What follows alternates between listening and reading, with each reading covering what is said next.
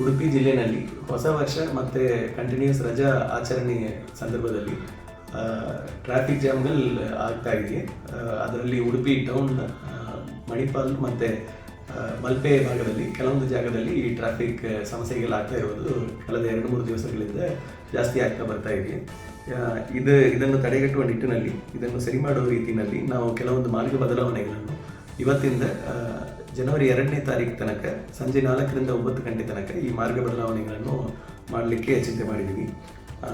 ಅದರ ಮಾರ್ಗ ಬದಲಾವಣೆಗಳು ಈ ಕೆಳಕಂಡಂತೆ ಇದೆ. ಮಣಿಪಾಲ ಕಡೆಯಿಂದ ಬರುವ ವಾಹನಗಳು ಮಂಗಳೂರು ಹೋಗುವುದು ಶಾರದಾ ಕಲ್ಯಾಣ ಮಂಟಪದ ಕಡೆಯಿಂದ ಹೋಗಬೇಕಾಗಿದೆ. ಮತ್ತು ಕಲ್ಸಂಕ ವೃತ್ತದಲ್ಲಿ ಗುಂಡಿಬೇಲ್ ಕಡೆಯಿಂದ ಬರುವ ವಾಹನಗಳು ಮುಂದೆ ಹೋಗಿ ಕಡಿಯಾಲಿ ಕಡೆ ತಿರುಗಿಕೊಂಡು ಅಲ್ಲಿ ಕೃಷ್ಣ ಮಠಕ್ಕೆ ವಾಪಸ್ ಬರುವುದು.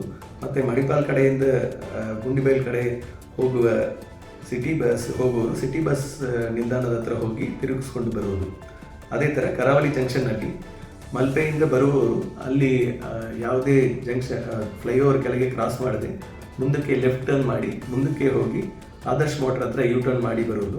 ಅದೇ ಥರ ಮಂಗಳೂರಿಂದ ಮಲ್ಪೆ ಕಡೆ ಬರುವವರು ಅವರು ಒಬ್ಬರನ್ನು ಬಿಟ್ಟು ಉಳಿದವರೆಲ್ಲ ಫ್ಲೈಓವರ್ ಮೇಲೆ ಹೋಗಿ ಯೂ ಟರ್ನ್ ಮಾಡಿಕೊಂಡು ಉಡುಪಿ ಟೌನ್ ಒಳಗೆ ಬರಬಹುದು.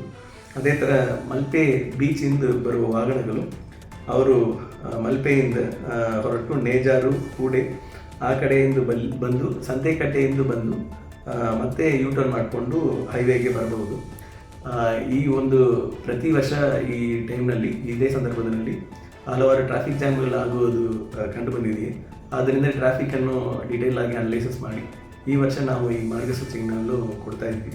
ಆದ್ದರಿಂದ ಸಾರ್ವಜನಿಕರು ನಮ್ಮ ಜೊತೆ ಕೋಆಪರೇಟ್ ಮಾಡಿದಲ್ಲಿ ಇದು ಟ್ರಾಫಿಕ್ ಜಾಮ್ ಕಡಿಮೆ ಮಾಡಲಿಕ್ಕೆ ನಮ್ಮ ಕಡೆಯಿಂದ ಆದಷ್ಟು ಪ್ರಯತ್ನ. ಅಂಬಲ್ಪಾಡಿ ಮತ್ತು ಮಲ್ಪೆನಲ್ಲಿ ರೋಡ್ ಕನ್ಸ್ಟ್ರಕ್ಷನ್ ಆಗ್ತಾ ಇರೋದ್ರಿಂದ ಇನ್ನೂ ಹೆಚ್ಚಿಗೆ ಸಂದರ್ಭದಲ್ಲಿ ಟ್ರಾಫಿಕ್ ವೆಹಿಕಲ್ಸ್ ಇನ್ಕ್ರೀಸ್ ಆಗಿದೆ. ಆದ್ದರಿಂದ ಈ ಟ್ರಾಫಿಕ್ ಜಾಮ್ ಇನ್ನೂ ಜಾಸ್ತಿ ಆಗಿದೆ.